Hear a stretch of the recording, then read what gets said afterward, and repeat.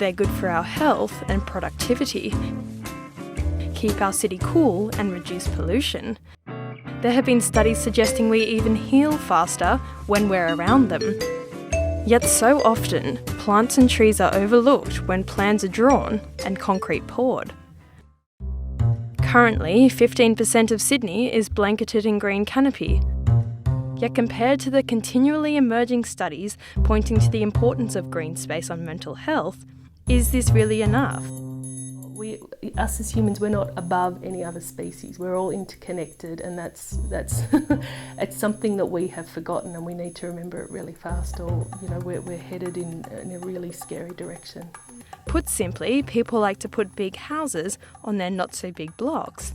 In Sydney, urban sprawl has taken over areas that were traditionally green space to accommodate new urban developments and increasing population. Yeah, open space is enormously important for community health and well-being. At the moment, our population's increasing like this, and our open space is increasing like this. So the pressures on our open space are increasing all the time.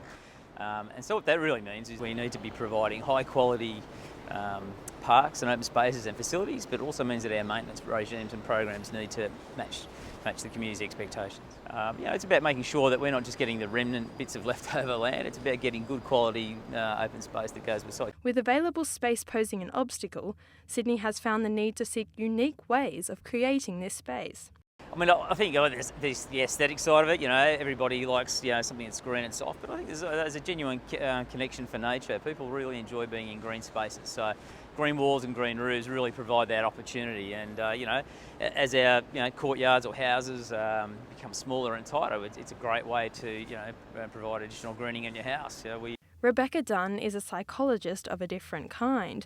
Believing in the strong connection between green space and mental health, her primary treatment is to incorporate the patient back into the natural cycles and seasons of the world. Well, you think about how most humans move through their day. They go from one box in their house to the other box in their work, and they go home in their box, which is a bus or a car, back to their other box. So for many, many humans, they don't have any outdoor exposure at all. They're not taking lunch breaks, they're not getting outside at all. So many things are starting to appear.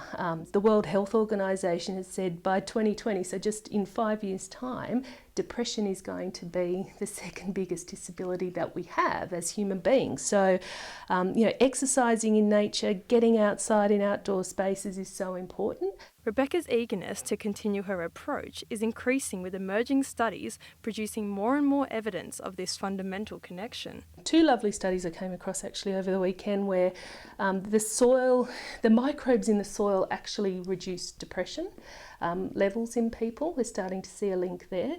And another study that had some vets from various wars who were involved in a community garden as part of their treatment.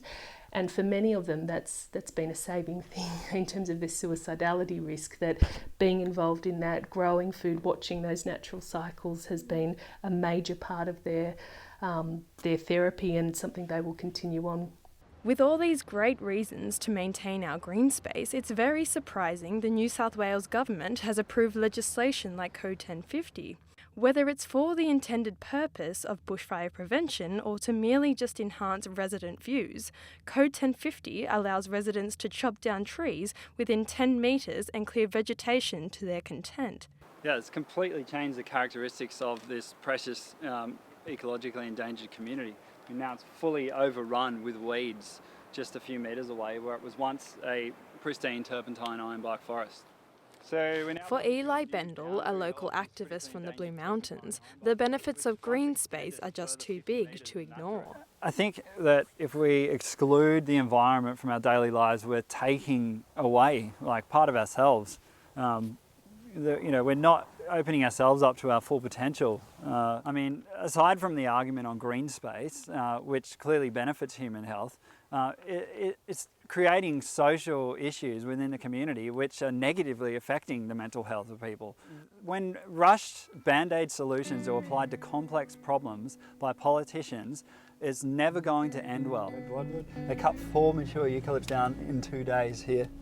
And nature heals, it's restorative. I've yet to meet a person who does not feel good after they've spent some time swimming in the ocean or just sitting in their local park when they... It seems that people love trees and plants, but when the shade falls on our windows or when the trees are a blockade to our higher land prices, our opinions quickly change. You know, our planet's dying and we save what we love, so if we fall in love with nature and with the green again, I think, you know, hopefully we can, you know, put the brakes on a little bit before it's too late. The benefits are clear. So perhaps it's time we start thinking about prioritising and protecting our green space. Georgia Eldridge, Green Room, Sydney.